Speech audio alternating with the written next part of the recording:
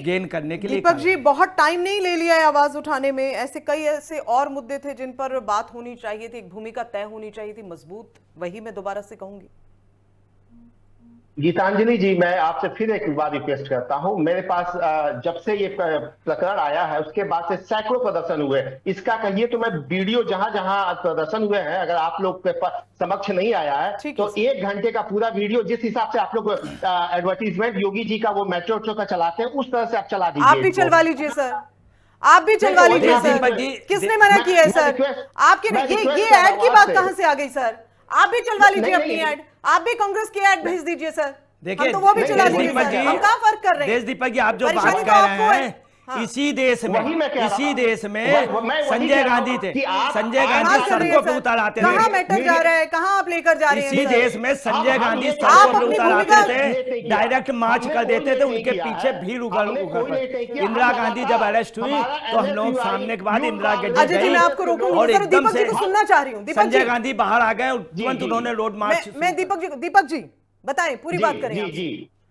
लेकिन पॉइंट पर है सर, कट टू कट बात करिए सर। बोल रहा हूं मैं कट टू कट ही बोल रहा हूं। बताएं हमारा यूथ कांग्रेस, NSUI और कांग्रेस पार्टी मध्य प्रदेश, राजस्थान, दिल्ली, हरियाणा, हर जगह लगातार प्रदर्शन हो रहा है और हजारों के लोग में गिरफ्तारियां हो रही हैं, दुनिया भर का फुटे जा रहे हैं। आप लोग अगर उसको इग्नोर कर रहे हैं, चाहे भाजपा के लोग इग्नोर कर रहे हैं, उसके लिए हम क्या कर सकते हैं? इसीलिए हम अब डायरेक्ट हमारी रणनीति क्या पब्लिक देखिए, अगर अगर हम इग्नोर कर रहे होते तो हम ये नहीं बता रहे होते कि राहुल गांधी छात्रों से संवाद करने के लिए जा रहे हैं, उनका ये तय शेड्यूल है, हम नहीं बता रहे होते सर। अगर हम बता रहे हैं तो हम देश को ये भी बता रहे हैं कि विपक्ष किस तरह की तैयारी कर रहा है। लेकिन मैं सिर्फ ये कह रही हूं सर कि इस मामले का राजनीतिकरण नहीं होना चाहिए, अपनी भूमिका मजबूत तय करिए ना सर। मैं तो खुद कह रही हूं, आप घेरिए ना सर, आपके पास मुद्दा है, आप घेरे ना सरकार को सर। छात्रों के बीच जाने से क्या बदलाव कर लेंगे आप? चलिए मुझे ये बता दीजिए दीपक जी। अजय जी, मैं रोकना चाहूंगी आपको। दीपक जी, मेरे को सिंपल सा आप ये बता दीजिए, छात्रों के बीच राहुल गांधी जा रहे हैं, क्या संदेश देना चाह रहे हैं बच्चों को? क्या होगा उससे? पेपर लीक मामले से जुड़कर वो छात्रों के बीच संवाद करने जा रहे हैं, क्या उस संवाद का अर्थ निकलेगा सर? क्या मंशा सर? जब ये पेपर लीक से और ये दुनिया भर CBSE के पैटर्न से जब छात्र जब पीड़ित हो गए, उन्होंने जब अपनी आवाज रखी, तो यही एक मीडिया का वर्ग और एक वरिष्ठ पत्रकार, पाकिस्तानी आतंकवादी, दुनिया भर के एक, अब आप सोचिए, एक 17 साल 16 साल के बच्चे जो पेपर दे रहे हैं, जो अपनी रिजल्ट का इंतजार कर रहे हैं, उनको टीवी पे आतंकवादी पाकिस्तानी कहा जा रहा है। अब इससे अब सोचिए क्या मानसिक आघात उनको लगेगा जब हमारा ये बीजेपी का इकोसिस्टम और पूरा तंत्र लगा हुआ है कि जो आवाज उठाए उसको आतंकवादी, अर्बन नक्सल कह के उसको दरकिनार कर दो, तो इसमें एक ही रास्ता बच जाता है। अच्छा, बिल्कुल, आप कहा गया है और रिकॉर्ड कहा गया है, पाकिस्तानी जो बच्चा वो बिल्कुल कहा गया है। आपके दूरदर्शन चैनल के दूरदर्शन के एक पत्रकार ने आतंकवादी कहा है, पाकिस्तानी कहा है। किसको सर? अरे जो CBSE का OSM का जो पेपर जिसने उसका लीक का मुद्दा उठाया था, उसको कहा गया था मैं इसकी फुटेज दे दूंगा आपके ये श्रीवास्तव जी को। देखना चाहूंगी बिना आधार ऐसे कैसे? अशोक श्रीवास्तव बिल्कुल, चलिए, उन्होंने कहीं ऐसा शब्द नहीं कहा, उन्होंने भी जो इसमें चिंता व्यक्त की थी। सर आप दूरदर्शन मत जाइए सर, आप दूरदर्शन मत जाइए दीपक जी, आप FM न्यूज पर बैठिए, आप FM न्यूज पर हैं, यहाँ की बात करिए आप सर। मैं आपसे सिंपल से ये पूछ रही हूँ, छात्रों को क्या संदेश देने जा रहे हैं राहुल गांधी, मुझे वो समझा दीजिए सर। क्या कहना चाह रहे हैं, क्या मंशा लेकर जा रहे हैं छात्रों के बीच, मुझे बता दें सर। हम छात्रों की समस्या, छात्रों का पेपर लीक, बेरोजगारी, वो उन्हीं मुद्दों को लेकर के जा रहे हैं, उनको समझाने क्या मुद्दे रखेंगे कि आपके पास बेरोजगारी है, देखिए सरकार काम नहीं कर रही, तो फिर मामले का राजनीतिकरण नहीं हो रहा है सर। तो और क्या कहेंगे भाई, सरकार काम नहीं करेगी तो यही तो बताना रहेगा। ये संदेश देके छात्रों के बीच में क्या करना चाह रहे हैं राहुल गांधी सर? छात्र कि आप अपने हक के लिए आवाज उठाइए। क्या? अच्छा, राहुल जी अगर छात्रों को कह रहे हैं अपने हक के लिए आवाज उठाइए, तो अभी आप थोड़ी देर पहले बोल रहे थे कि आप फुटेज नहीं चलाते हैं, तो सोशल मीडिया नहीं देखते हैं आप सर? सोशल मीडिया पे हजारों ऐसी वीडियोस पड़ी हैं जहां छात्रों ने खुद प्रदर्शन किया है, विपक्ष की भूमिका आप निभाई है ना सर? देखिए, आपको बताना है, इसी देश में संजय गांधी थे। संजय गांधी ने शाम को लगभग 8 बजे आवाज दी और 8 रात से लेकर सुबह 12 बजे तक पूरे देश में बंद हो गया था। इंदिरा गांधी को तुरंत छोड़ना पड़ा, क्योंकि संजय गांधी सड़कों में उतर आए। आज भी लोग संजय गांधी को याद करते हैं और हुकूमत जनता पार्टी की उखाड़ के फेंक दी किसने? संजय गांधी ने। इंदिरा गांधी देश छोड़ के उस समय जा रही थी, जयप्रकाश नारायण जी गए, बोले इंदू बेटा आप जाना नहीं। संजय गांधी की हिम्मत थी, संजय गांधी का नहीं मम्मी हम संघर्ष करेंगे। जेपी आंदोलन तो सबसे बड़ा आंदोलन अभी तक का रहा है, जड़ें उखाड़ कर रख दी। वो सड़कों पे आ जाते थे, उन्होंने विपक्ष का, यही राहुल गांधी विदेश में जाकर के छात्रों की उन्होंने कई सभाएं संबोधित की हैं।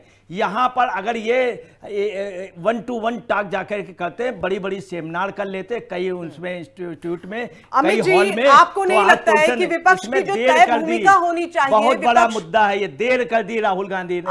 अमित जी आपको नहीं लगता है विपक्ष के पास एक बड़ा मुद्दा है और सरकार को घेरने का, लेकिन अपनी भूमिका सही तरह से या तो समझ नहीं पा रहे हैं या फिर समझ नहीं पा रहे हैं कौन सी दिशा में जाना है? आपको लगता है कि जहां काम होना चाहिए, जहां काम करना चाहिए, जहां अपनी जिम्मेदारी को सुनिश्चित करना चाहिए, वहां काम ना करके अलग डायरेक्शन में जाया जा रहा है सर? और अगर जाया भी जा रहा है तो कितना बेनिफिट होगा इससे सर? गीतांजलि जी, विपक्ष पूरी तरीके से भटका हुआ है। 24 दिन का गैप क्यों दे दिया? उसका अपने पास एक नेता नहीं है। इंडी गठबंधन जिस तरह से बिखरा हुआ है, हर मुद्दों पे बिखरा हुआ है।